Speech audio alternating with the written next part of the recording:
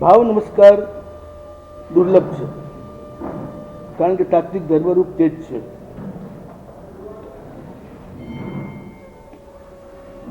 એટલે બીજા દાનથી જ સાધ્ય છે. બીજ પડે ભીતર ધર્મનું, એનાથી જ સાધ્ય છે ભાવ નમસ્કાર. ઉપાદેય ધ્યાત્યંતમ સંજ્ઞા વિષ્કમણાન્વિતમ ફલાભિસંધિ રહિતમ સંસ્કૃતમ હિ એતત ઈદૃશમ. ધર્મ એને અત્યંત ઉપાદેય લાગે છે.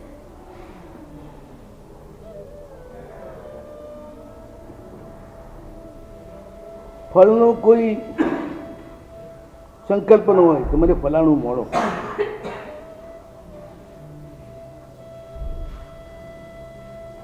એટલે સંશુદ્ધ હોય.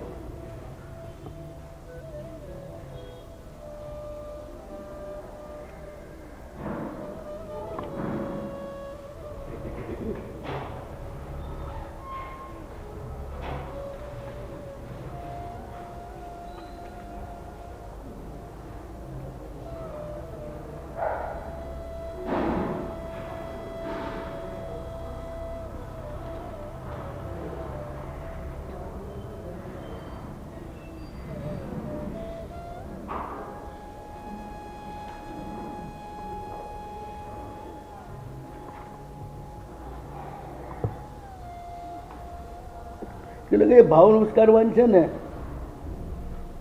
પછી એને નમસ્તુ કહેવાની જરૂર જ નથી ને, થઈ જ ગયો છે ને, પછી નમસ્તુ કહેવાની જરૂર છે. એ કહે છે મારી વાત બરોબર નથી. ભાવ નમસ્કાર ઉત્કૃષ્ટાદિ ભેદો અસ્તિ ઇતિ તત્વ. ભાવ નમસ્કારમાં પણ સામાન્ય, એનાથી વધુ ઉત્કૃષ્ટ ભાવ નમસ્કાર, આ બધા ભેદો થવાના છે. એટલે અસ્તુની જરૂર છે.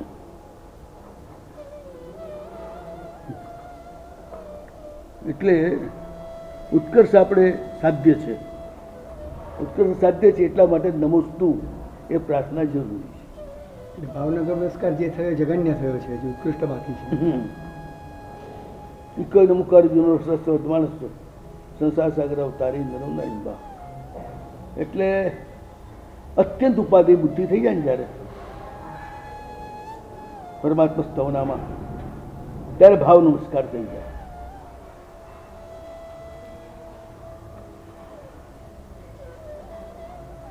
જ્યાં સુધી એ સિદ્ધ ન થાય ઉત્કૃષ્ટ ભાવ નમસ્કાર, ત્યાં સુધી એની પ્રાર્થના આપણે. આમ શું છે, ભાવ નમસ્કાર ઉત્કૃષ્ટ સિદ્ધ થાય ને એટલે પ્રભુની આપણી એકતા થઈ જાય. પછી હું નમું મુજને નમું આવે છે ને, આપણા આનંદગંજીમાંના સ્તવનમાં છે. એટલે જ્યારે પ્રભુ સાથે ઉત્કૃષ્ટ એકતા થાય છે ત્યારે હું જ પ્રભુ રૂપ છું, તો પછી હું મને જ નમસ્કાર કરું. મુજને હું ને પ્રભુ બે જુદા જ નથી, એટલે નમસ્કાર હું મને જ કરું છું. કોઈ ભક્તિની વાત આવે છે ને, ઉત્કૃષ્ટ ભાવાવેશમાં હોય છે ત્યારે નૈવેદ્યને બધું લઈને પોતે પોતાને જ ચડાવે, એટલે ખાઈ નહીં, પોતાને જ સમર્પણ કરે, પોતે જ પ્રભુરૂપ છે. એ રીતે કહીને કેવી ભાવ દશા છે.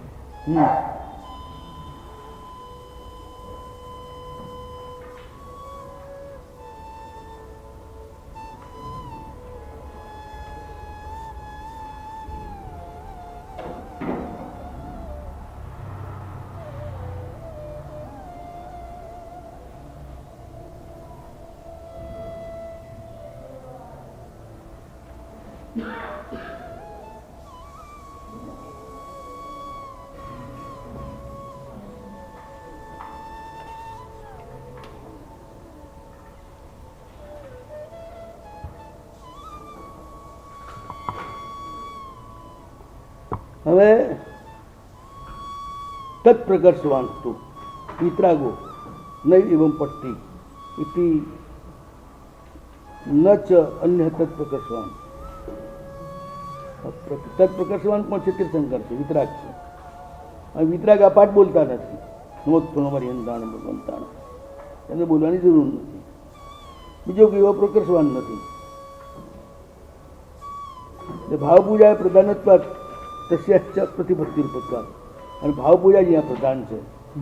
અને એ ભાવ પૂજા એટલે શું? પ્રતિપત્તિ, પરમાત્મા સ્વરૂપનો સ્વીકાર. પુષ્પ પૂજા પહેલી, પછી નૈવેદ્ય પૂજા, પછી સ્તોત્ર, પછી પ્રતિપત્તિ. એક એકથી એક આગળ. પ્રતિપત્તિ કોનામાં? વિતરાગમાં.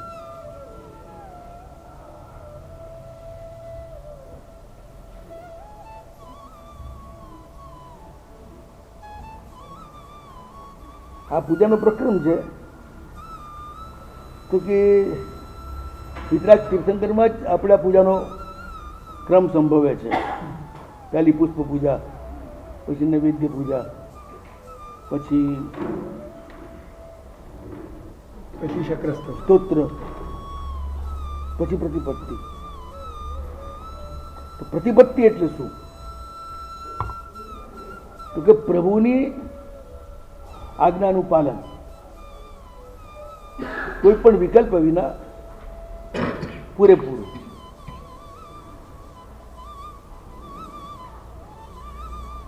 અને આમ પ્રતિપત્તિ એટલે દ્રવ્ય ભાવ સંકોચ. દ્રવ્યથી શરીરનો સંકોચ ને ભાવથી ઉપયોગનો સંકોચ. એટલે પરમાત્મા સિવાય બીજે ક્યાંય આપણો ઉપયોગ ન હોય એ રીતે રહેવાનું.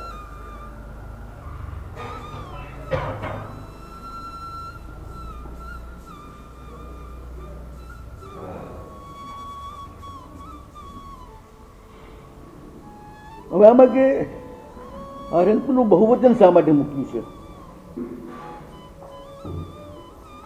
તો કે જે લોકો અદ્વૈત માને છે ને, એક જ, એને અલગ પાડવા માટે બહુવચન છે. એટલે તીર્થંકરો ઘણા હોઈ શકે, એક જ હોય એવું નથી. અને બહુવચનથી આપણા ધ્યેય રૂપે એકની અનેક હોવાના કારણે લેનાર એક છે ને આપનાર ઘણા બધા છે, તો કેટલું બધું બની જાય. આ બધી વાતોની ચર્ચા ઠેઠ એન્ડમાં નમો જીણાનમ જે બયાનમ આવશે ત્યારે કરશું.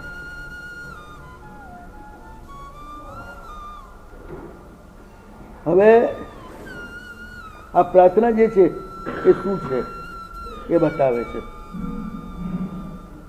તો તત્વત લોકોત્તર યાનવતામ તત્સાધનમ પ્રથમ ઈચ્છા યોગમ આહ તત્શાસ્ત્ર સામર્થ્ય યોગ ભાવાત સામર્થ્ય યોગશ્ચ આનંતરીય ન મહાફલ હેતુ યોગાચાર્ય. ત્રણ યોગ બતાવે છે: ઈચ્છા યોગ, શાસ્ત્ર યોગ ને સામર્થ્ય યોગ.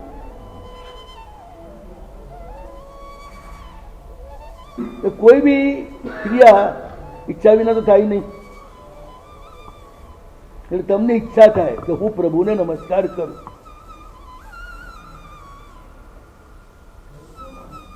ઈચ્છાથી પ્રધાના ક્રિયા વિકલા વિકલા ધિકા તત્વધર્મ વ્યાપારા.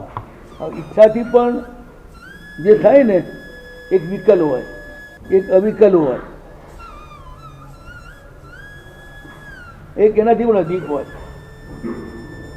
વિકલ એટલે થોડું અધૂર્યું. ઈચ્છા યોગ કરો પણ આ મંદ મંદ હોય.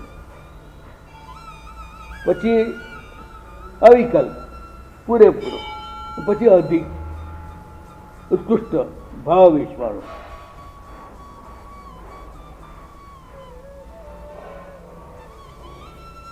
તો એમાં સૌથી પહેલું જે છે ને ઈચ્છા યોગ, એમાં લખી દીધું કે શાસ્ત્ર કે પ્રમાણે કરવાની ઈચ્છા હોય, જ્ઞાની પણ હોય, છતાં પણ પ્રમાદથી એમનો ધર્મ યોગ વિકલ થઈ જાય, એ ઈચ્છા યોગ કહેવાય.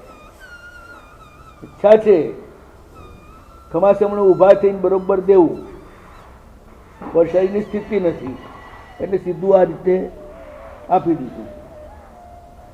પ્રમાદના કારણે પણ આપી દે, શારીરિક અશક્તિના કારણે પણ આપી દે. પણ ઈચ્છા તો છે ને નમવાની,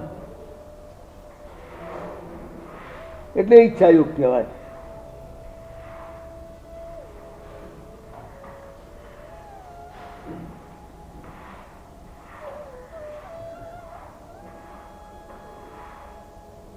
હવે શાસ્ત્ર યોગ, યથાશક્તિ અપ્રમાદી શ્રદ્ધાવાળી વ્યક્તિ તીવ્ર બોધ હોવાના કારણે બરાબર જેવું કહ્યું છે એવું જ કરે, એ શાસ્ત્ર યોગ. જે મુદ્રાઓ જ્યાં આગળ જે રીતે કરવાની કહી છે એ જ પ્રમાણે મુદ્રાઓ કરી અને બરોબર કરે. પેલામાં ઈચ્છા યોગ એટલે તમે આવ્યા દેરાસર, ઈચ્છા હતી ત્યારે જ આવ્યા ને, કોઈ પરાણે કોઈ આવે નહીં. અંદર ગયા, પ્રભુને નમસ્કાર કર્યા, પણ જે રીતે કરવું છું એ રીતે નથી કરતા, પ્રવાદના કારણે, ઉતાવળના કારણે. એટલે પહેલો ઈચ્છા યોગ આવે. પછી શાસ્ત્ર યોગ, ના જેવું શાસ્ત્રમાં કહ્યું છે એવું જ મારે કરવું છે. બહુ તીવ્ર હોય તો એ અવિકલ હોય. શાસ્ત્ર યોગ જે છે ને અવિકલ, એટલે એમાં ક્યાંય કહેતા ક્યાંય કોઈ ખામી ના હોય.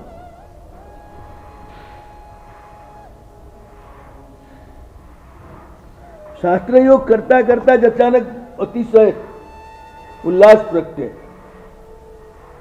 ત્યારે ભાવના પ્રકર્ષથી એને અતિક્રમી જાય શાસ્ત્ર યોગને.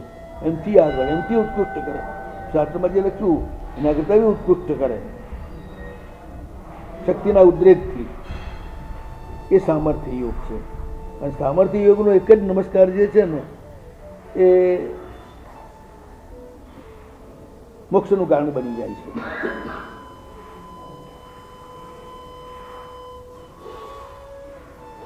પૂર્ણ ભાવલાસથી પૂર્ણ ઉપયોગ આત્માનો તદાકાર થઈ જાય.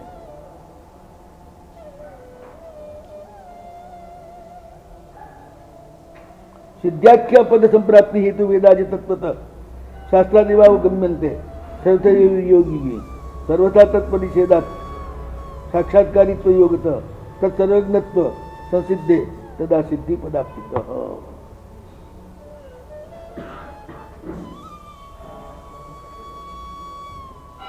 શાસ્ત્રના યોગથી શું થાય છે? શાસ્ત્ર પણ છે ને બધી જ વાત જણાવે છે. જેટલા પણ મોક્ષના સાધનો છે, જે કઈ ઉપાયો છે, એ શાસ્ત્ર સિવાય તો આપણે જાણી શકતા જ નથી. શાસ્ત્રથી જ જણાય છે.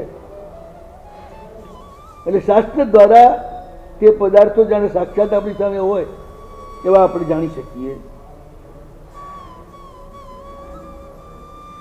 તેનાથી જાણે આપણે સર્વજ્ઞ હોય એવા બની જઈએ.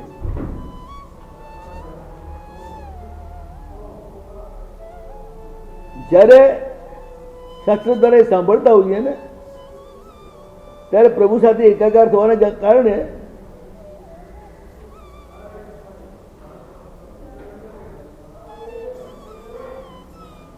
જાણે મોક્ષ મળી રહ્યો હોય ને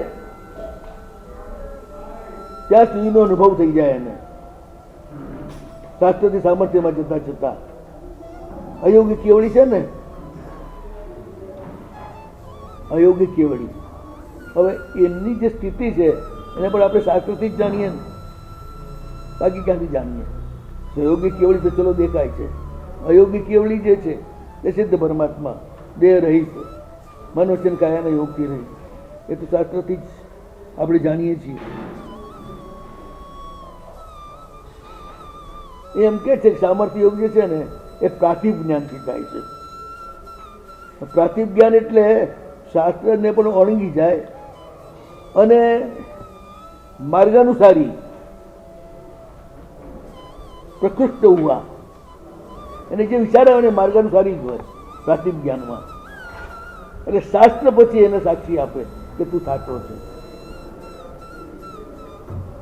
કેવલ જ્ઞાન પહેલા જ થાય ને? એને પહેલાથી જ ખ્યાલ આવી જાય, પછી શાસ્ત્રમાં પાઠ મળે એને જે કહ્યું હોય એનું. એ પ્રતિક જ્ઞાનની વાત છે. એ પ્રાચીન જ્ઞાન ક્યારે થાય? શાસ્ત્ર યોગમાં જ્યારે ઉત્કૃષ્ટ સ્થિતિમાં જતો રહે ને ત્યારે. કેવલ જ્ઞાન પહેલા જ થાય એ ને? હા,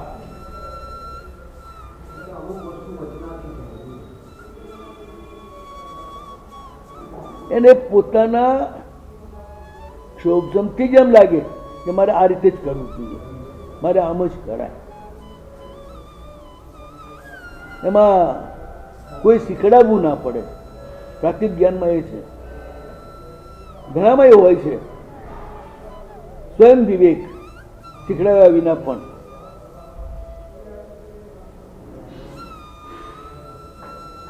સામર્થ્ય યોગ પણ બે પ્રકારનો છે, ધર્મ સંન્યાસ, યોગ સંન્યાસ.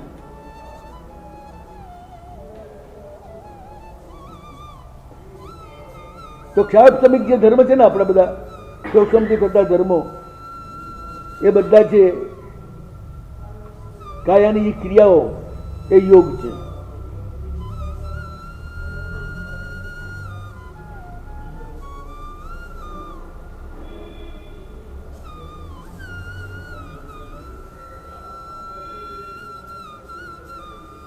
ક્ષોક્ષમથી જે આવેલા ક્ષમા, મૃદુતા વગેરે ધર્મો છે ને એ, અને એ ધર્મ. અને યોગ કયા? તો કાયાદી વ્યાપાર. કયા? ક્ષમાસમણું, કાયોત્સર્ગ, આ બે પ્રકારના.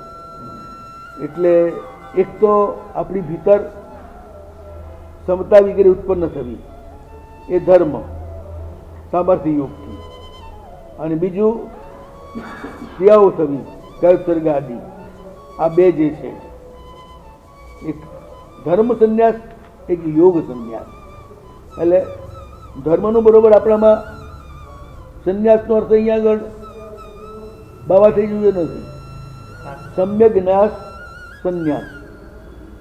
ધર્મનો આપણામાં સમ્યક જ્ઞાસ એટલે ક્ષમા વગેરે ધર્મ એ બરોબર સ્થિર થવા. સામર્થ્ય યુગમાં એક એ આવે. અને બીજું કાયોત્સર્ગ આદિ. મુખ્યતઃ સામર્થ્ય યુગમાં જાય ને પછી મોટા ભાગે પ્રભુ સાથે એકતા સાધી કાયોત્સર્ગમાં જતો રહે. કાયોત્સર્ગમાં એક જ છે, અને એનાથી એનું કરે કાવસર્ગમ. અરહંત પરમાત્માની જે પરમ ચેતના છે એના માટે હું મારી કાયાનો ત્યાગ કરું છું, મતલબ તે મારામાં અવસ્થાન કરે, હું એમનાથી જુદો ન રહું. એટલે એટલું બધું પ્રભુ સાથેની એકતા આવે કે ના પૂછો વાત. હવે આ બધી વાતો જે છે એની ચર્ચા યોગદ્રષ્ટિ સમુચ્ચય વગેરેની અંદર છે. અપૂર્વકરણ જે થાય છે ને એમાં બીજા અપૂર્વકરણની અંદર પ્રથમ સામર્થ્ય યોગ તાત્વિક થાય, અને આયોજ્યકરણ પછી બીજું તાત્વિક થાય.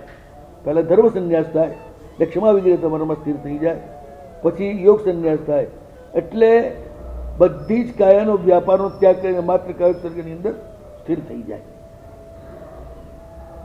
એ બે રીતે થાય છે.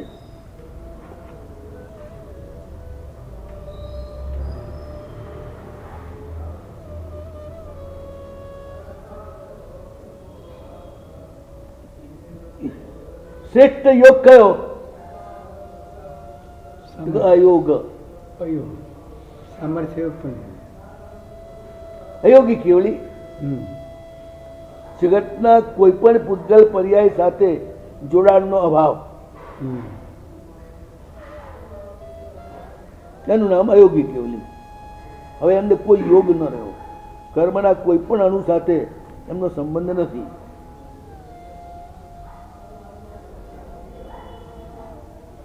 શૈલેષી અવસ્થામાં યોગ સંન્યાસ થાય.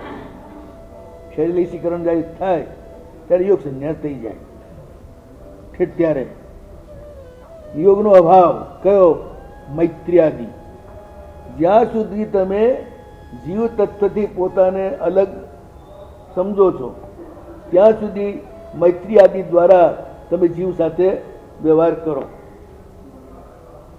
સર્વ સાથે મૈત્રી અધિકનો પ્રમોદ, હિન માટે કરુણા, ઉદ્દંડ માટે ઉપેક્ષા. ઘૃણા કોઈની એ નહીં. પણ એ બધા જીવો આપણાથી ભિન્ન છે ત્યાં સુધી જ આ રહેવાનું. પણ જ્યારે છેલ્લે સમગ્ર જીવ તત્વ સાથે એકતાનો સંબંધ થઈ જાય છે, પછી મૈત્રાદી ભાવનાઓ બધું ભાવનાઓ જતી રહે, પછી કશું રહે નહીં એકતા થયા પછી.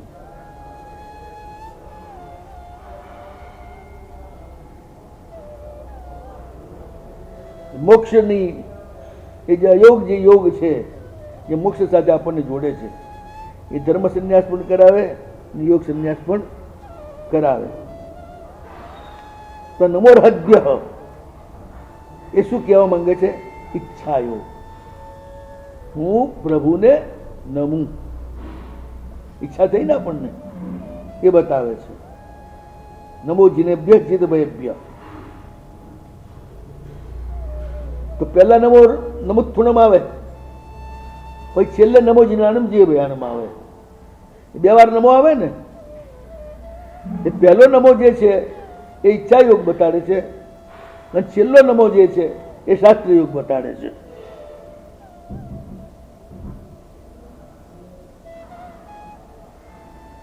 અને સામર્થ્ય યોગનો નમસ્કાર કોણ બતાડે? એ કોઈ નો ઉપકાર જીનો શાશ્વત માણસ સંસાર સાગરાઓ તારી નરો નારી બા. કારણ કે બધા ચૈત્યવંદનના સૂત્રમાં લેવાના છે ને, એકલું નમું તુલમ નહીં. સિદ્ધાણું બુદ્ધાણું એ પણ એમાં લઈ લેવાનું.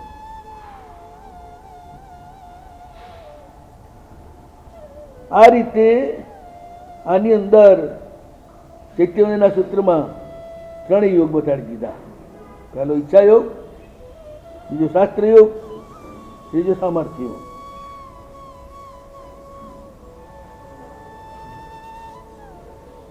છેલ્લો સામર્થ્ય યોગ આવે. સામર્થ્ય યોગ વિના તમે ક્યારે સંસાર કરી શકો નહીં. ઈચ્છા યોગમાં પ્રભુને આપણે જુદા છીએ માટે નમસ્કાર કરીએ છીએ. શાસ્ત્ર યોગમાં નિકટ આવીએ છીએ, પ્રભુનું ને આપણું સ્વરૂપ સરખું છે. સામર્થ્ય યોગમાં પ્રભુને હું એક છું.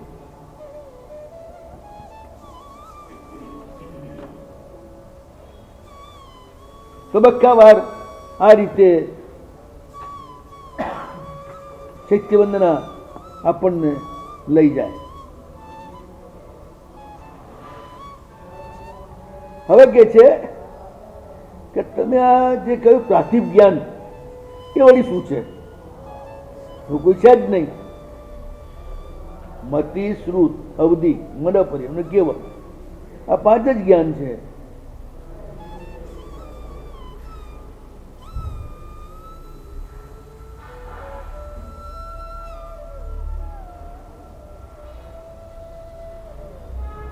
તમે ક્યાંથી લાવ્યા?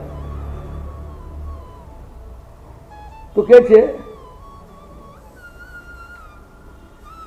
ચાર જ્ઞાન એનો પ્રકર્ષ જ્યારે આવે ઉત્કૃષ્ટતા, અને કેવળ જ્ઞાન હજી થવાની વાર છે.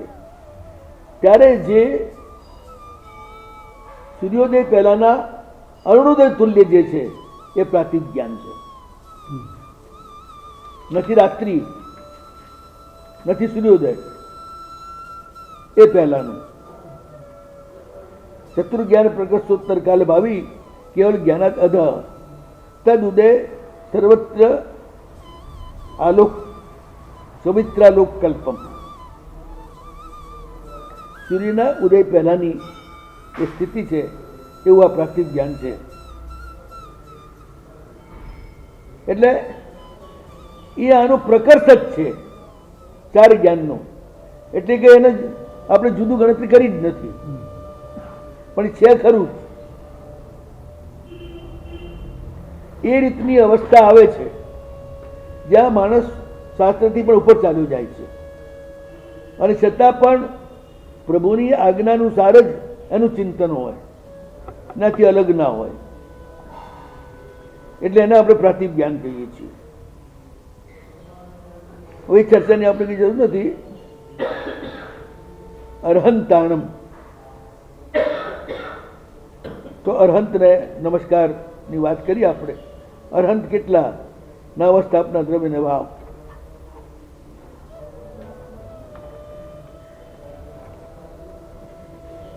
હવે કોઈ નમુકારો જેનો રોષાસો વર્તમાનસ્થ સંસાર સાગરાઓ તારી નરમ નારીમવા. તો ત્યાં કયો વૃષભ અને વર્ધમાન બે નામ આપ્યા ને, એટલે એ નામ અરહંત થયા. સ્થાપના અરહંત મૂર્તિ વગેરે એ રીતે વાત કરે છે.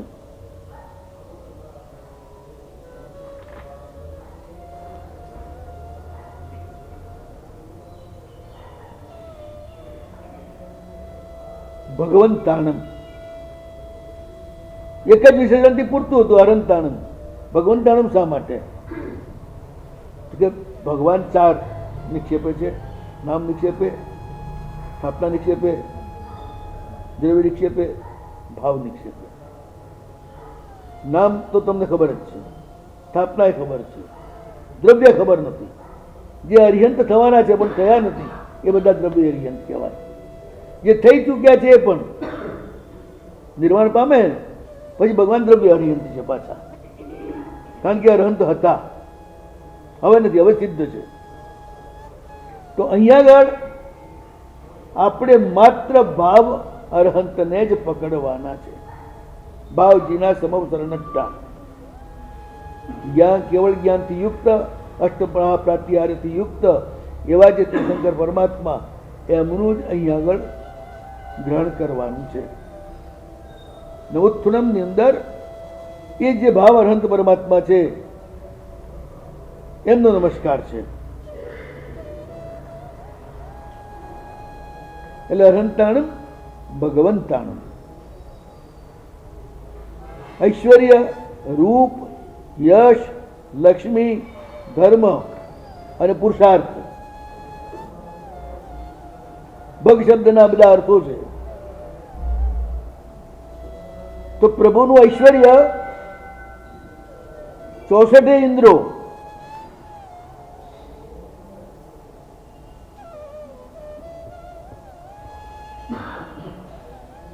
પરમાત્માના અષ્ટમા પ્રાતિહાર્ય તીર્થંકર નામકર્મના પ્રભાવે બનાવે છે. અષ્ટમા પ્રાતિહાર્યથી જ અરહંત ઓળખાય, નહીં તો ઓળખાય નહીં.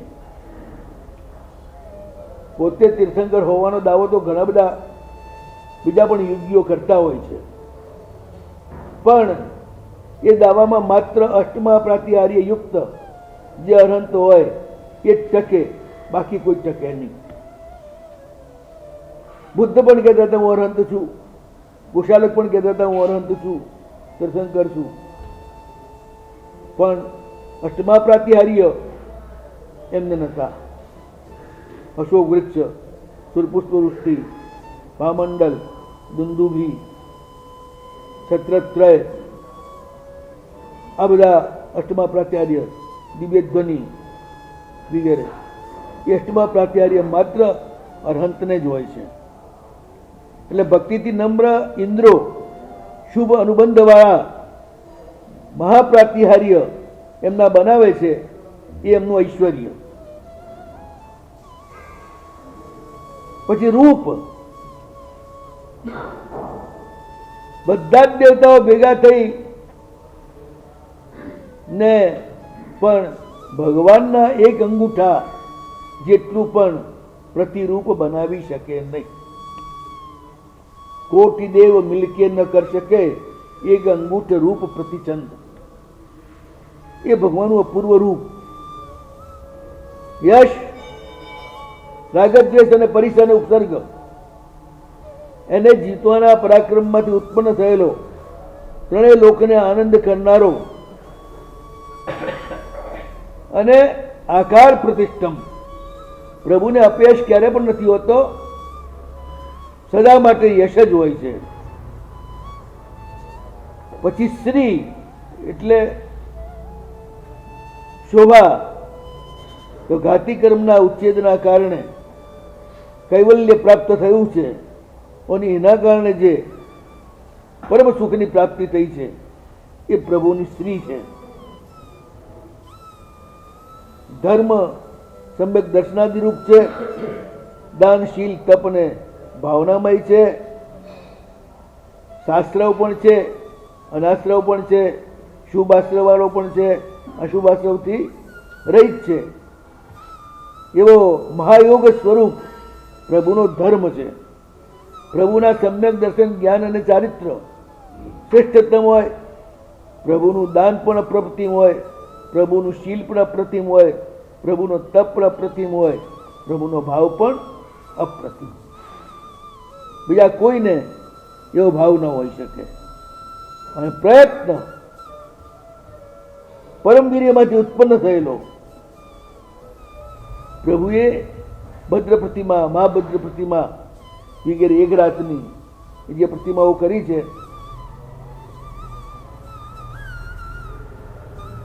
એ પ્રતિમાઓ પરમ વીર્યથી થાય, એ સિવાય થાય નહીં. એટલે પ્રબળ પુરુષાર્થથી થાય. પછી કેવડી સમુદ્ઘાત કરે, એમાં પણ પરમ વીર્ય જોઈએ. શૈલેષીકરણ કરે, એમાં પણ પરમ વીર્ય જોઈએ. પરમ પ્રયત્ન, એ પ્રભુનો પ્રયત્ન પણ સર્વશ્રેષ્ઠ, પ્રભુનો ધર્મ પણ સર્વશ્રેષ્ઠ, પ્રભુની લક્ષ્મી પણ સર્વશ્રેષ્ઠ, પ્રભુનો યશ પણ સર્વશ્રેષ્ઠ, પ્રભુનું રૂપ પણ સર્વશ્રેષ્ઠ, પ્રભુનું ઐશ્વર્ય પણ સર્વશ્રેષ્ઠ. આ ભગ શબ્દના 6 અર્થ છે. એ બધું જ એમને છે એવા પ્રભુ, એને નમસ્કાર. એક વાતનો ખ્યાલ રાખો, પ્રભુનું જે આ શ્રેષ્ઠ છે ને, એ બધું આપણને ઈષ્ટ છે. ઐશ્વર્ય, રૂપ, યશ, શોભા બધું આપણને ઈષ્ટ જ છે ને. જે આપણને ઈષ્ટ છે એ પ્રભુ પાસે શ્રેષ્ઠ અને અપાર છે. એમની પાસે છે માટે આપણને આપી શકે ને, ના હોય ક્યાંથી આપી શકે. ધર્મ પણ શ્રેષ્ઠ.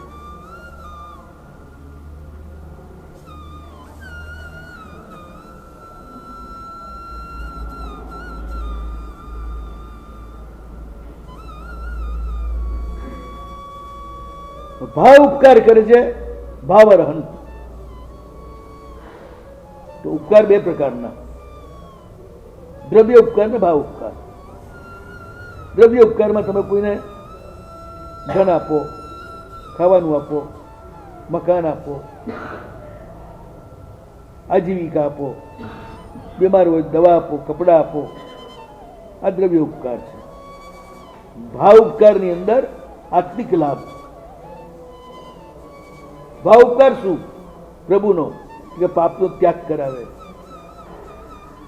પુણ્યનું ઉપાર્જન કરાવે, આપણી દુર્ગતિ રોકી દે, આપણને સંમતિ આપે, સમતા આપે, સમાધિ આપે, ધર્મની પ્રાપ્તિ કરાવે. ધર્મ કા મહારાજ, ધર્મ કયા આપણે? દાનશીલ, તપ અને ભાવ એ બાહ્ય ધર્મ. આભ્યંતર ધર્મ દશમી તેતી ધર્મ. 5 મહાવ્રત છે ને, એ દશમી તેતી ધર્મ પાલન માટેના નિયમો છે. ધર્મ તો દશમી તેતી ધર્મ જ છે. ખંતી, મદ્દ, વજ્જવ, ક્ષમા, મૃદુતા, રુજુતા, નિર્લોભતા, નમ્રતા, આ બધા ધર્મો છે. પ્રભુ એ ધર્મની પ્રાપ્તિ કરાવે આપણને. આ ભાવ ઉપકાર છે. જે ઉપકાર એનો નાશ નથી થતો, એ ખૂટતું નથી. દ્રવ્ય ઉપકાર વાળું તો બધું ખૂટી જાય, પૈસા ખૂટી જાય, મકાન તૂટી જાય, કપડા ફાટી જાય, ગમે તેટલું ખાધું હોય જે ખૂટી જાય એ દ્રવ્ય ઉપકાર. હા, એ બધું દ્રવ્ય ઉપકાર. જે ખૂટે નહીં એ ભાવ ઉપકાર. જે ભાવ ઉપકાર જે છે ને, એવું છે ને, જે દ્રવ્યને ખેંચી લાવે.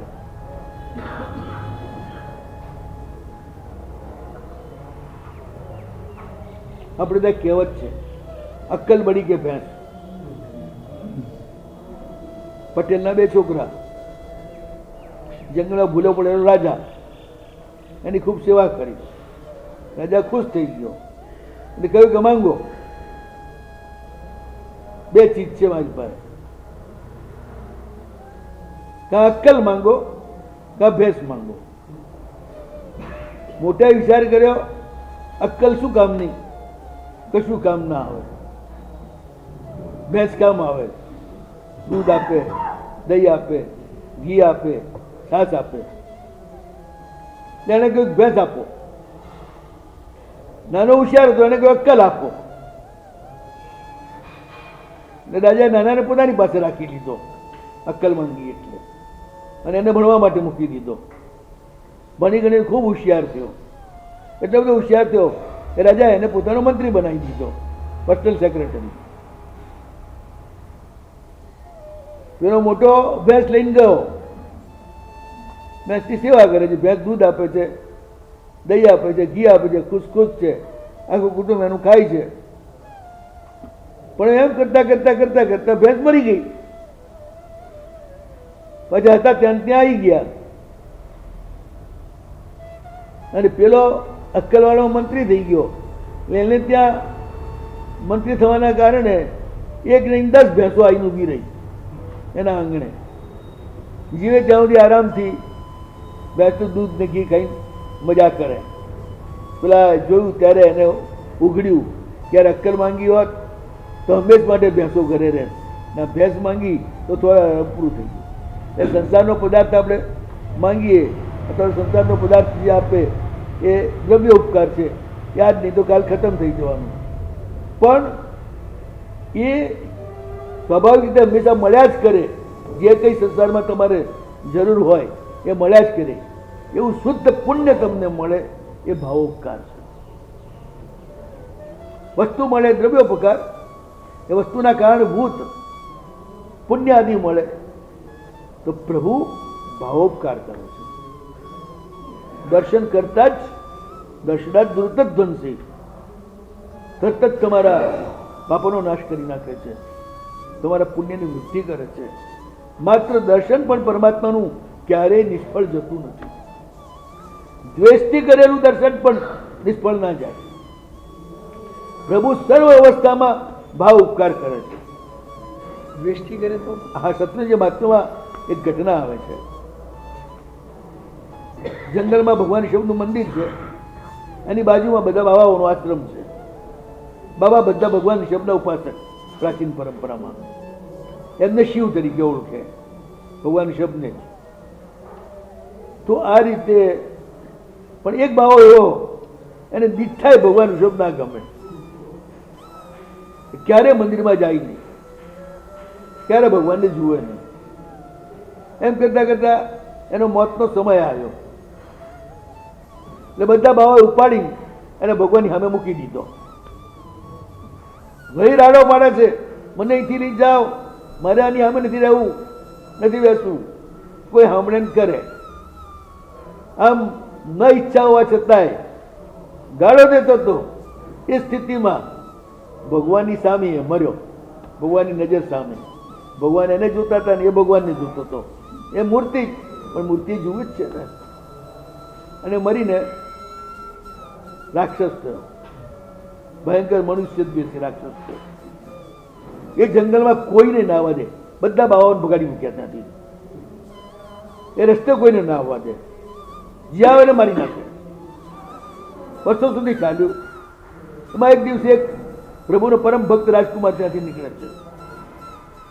એ નિર્ભયપણે એ રસ્તે નીકળે છે, અને એ જેવો એની સામે આવે છે કે આની શક્તિ હણાઈ જાય છે, એના પુણ્ય પ્રકર્ષથી હણાઈ જાય છે, શાંત થઈ જાય છે. રાજકુમારના પગમાં પડે છે. પછી રાજકુમાર એને સમજાવે છે, એ શાંત થઈ જાય છે એકદમ. અને એની બુદ્ધિ જે ભ્રષ્ટ હતી એ શુદ્ધ થઈ જાય છે.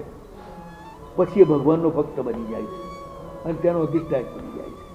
મતલબ દ્વેષથી પણ જોયેલા ભગવાન છેવટે એને ખેંચ્યા સિવાય રહ્યા નહીં કોઈ પણ રીતે. જે દ્વેષ હતો એણે એને મનુષ્યનો ઘાતી બનાવ્યો, પણ જોયા હતા ને એણે એનું છેવટે ઠેકાણું પાડ્યું. એટલે અજયનો કહે છે કે રાવણની પણ રામ ભક્તિ હતી એમ યુદ્ધમાં. હા રાવણની પણ રામ ભક્તિ હતી યુદ્ધ. હા બિલકુલ, એ લોકો એમ જ માને છે. હા ગમે તે રીતે રોતો હોય ને મોઢામાં પેંડો નાખો તો કડવો લાગે, મીઠો ગુસ્સામાં હોય તો મીઠો જ લાગે. ગાળો દેતો હોય પેંડાને જ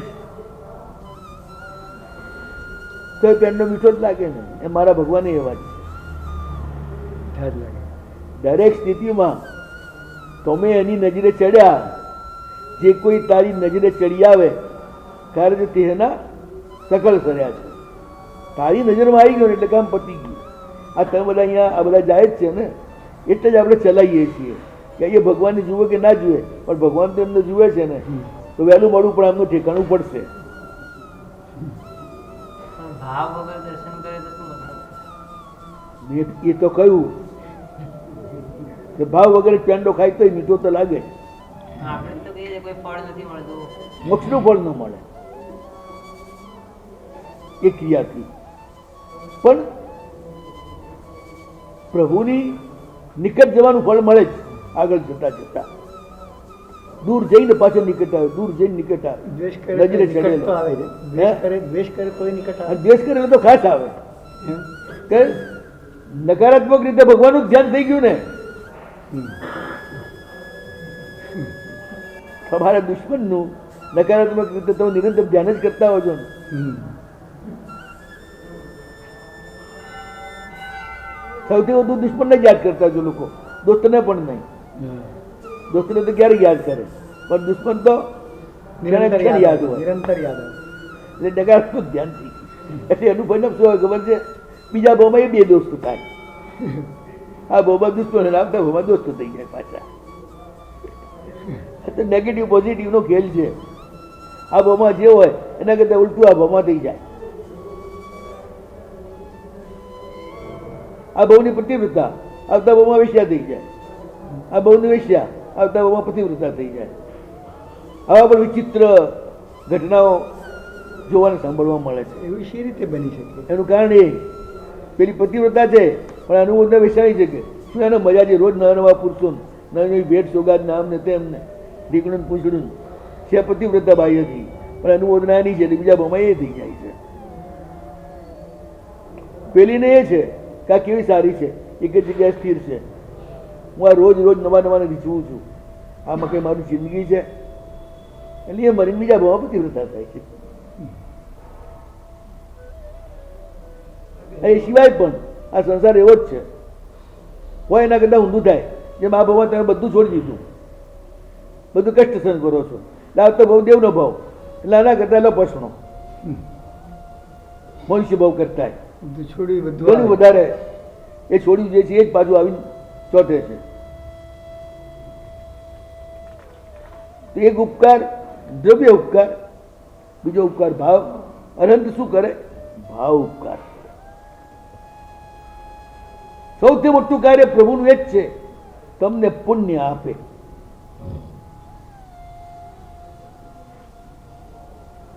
પૈસા આપનાર કરતા પણ પુણ્ય પુણ્ય આપનાર.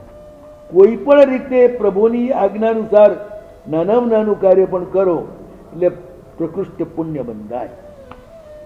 આજ્ઞા વચ્ચે જોઈએ, આજ્ઞા વચ્ચે ન હોય તો પુણ્ય બંધાય નહીં.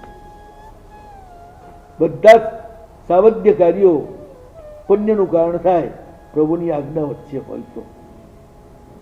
મંદિર બનાવવું, પૂજાઓ કરાવવી, અભિષેકો કરાવવા, સંઘ કાઢવા,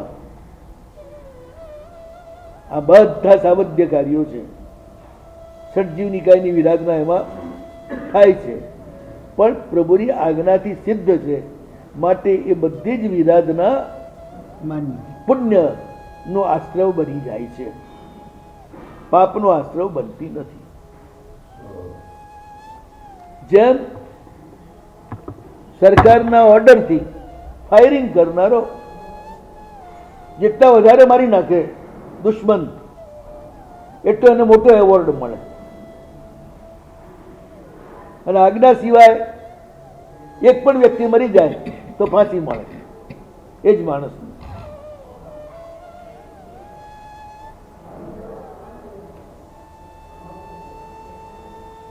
એટલે બધી જ આજ્ઞાનો જ ખેલ છે.